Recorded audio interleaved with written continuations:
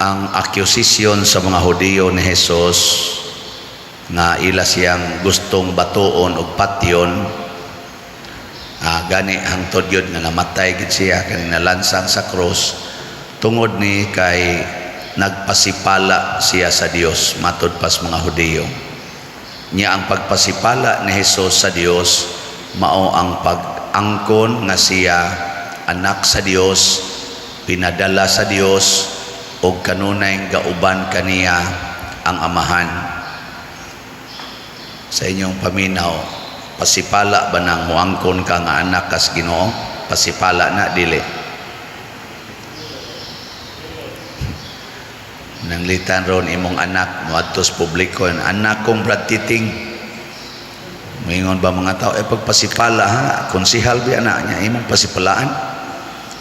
Ana, mas og moangkon ta nga kita anak ni Mr. So-and-so niya gabuhat ta sa unsay buhat yan ang tawhana. Moingon gina mga tao tinuod gud anak gini siya kay tanawar gong kinaiya.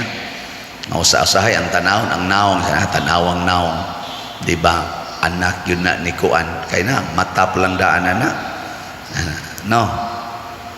Karon suway kuno nagpangutana imong tupad ina imong naong liwat sa Ginoo.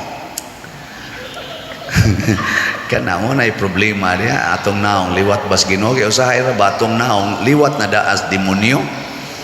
Nya magsige pagitag ingon amahan namo na kinsa pay mutuo nato mo nay pasipala. Nya ang ato pag yung mga sinultihan, ang atong buhat, grabe kay tanan opposite kay Ginoo, maunay pasipala. Nya sige kitag angkon niya atong buhat sukwahi sa gusto sa atong amahan, maunay pasipala. Muna ang tinuod nga nagpasipala sa Ginoo, mao ang naglagot ni Jesus ang mga Hudiyo. Nya sige silag simba, sige silag tuon anang Biblia, sige silag basa, unya dayto nagbuhat unsay wa gisugo sa Ginoo, labi na ginang jealousy, envy, pagkahingwarta, ang templo gihimo ng murag negosyo. Sa inyong paminaw kita dinis parokya unsa man nagpasipala tas Ginoo o nagpailas Ginoo?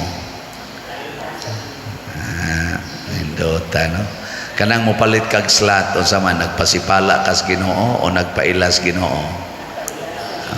Nya namalit na mo. Nagpasipala mo.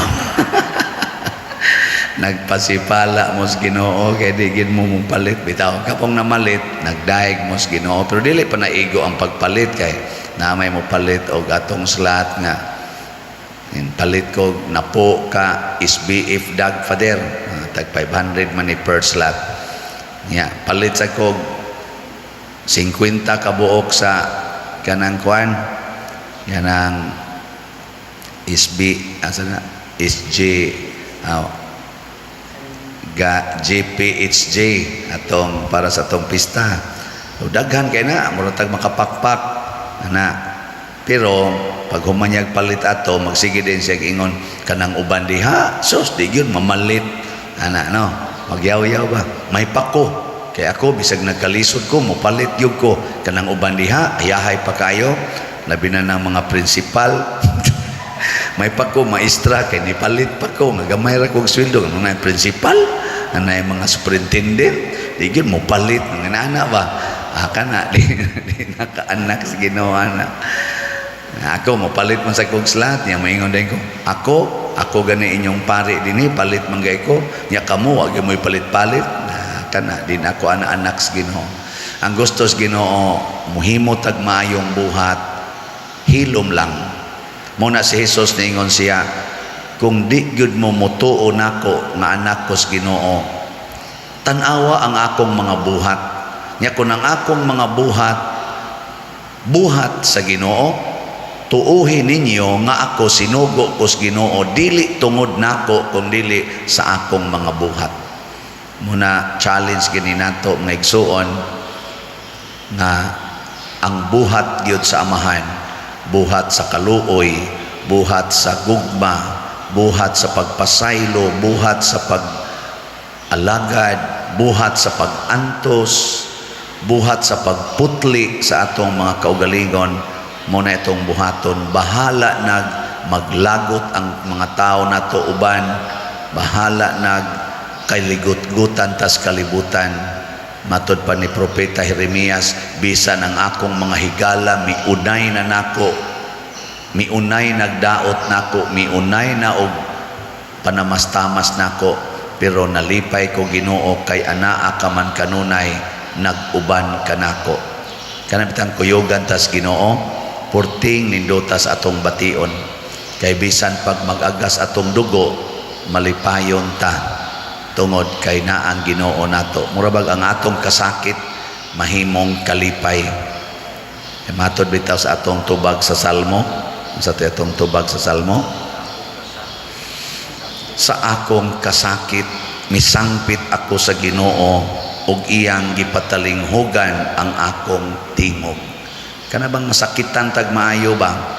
Nya mo sangpit as Ginoo, mahupay gyud, mawagtang gina siya. Nya kana bitang mga tao magtan-aw nga kita gisakit, gipasakitan, unya malipayon ta, makaingon gyud ug way Ginoo aning tawhana, di gid ni mahitabo. So the best proof na kita iyas Ginoo kanang moang mudawat tag kasakit nga dili gyud ta ma-stress, di ta maguol, di ta masuko.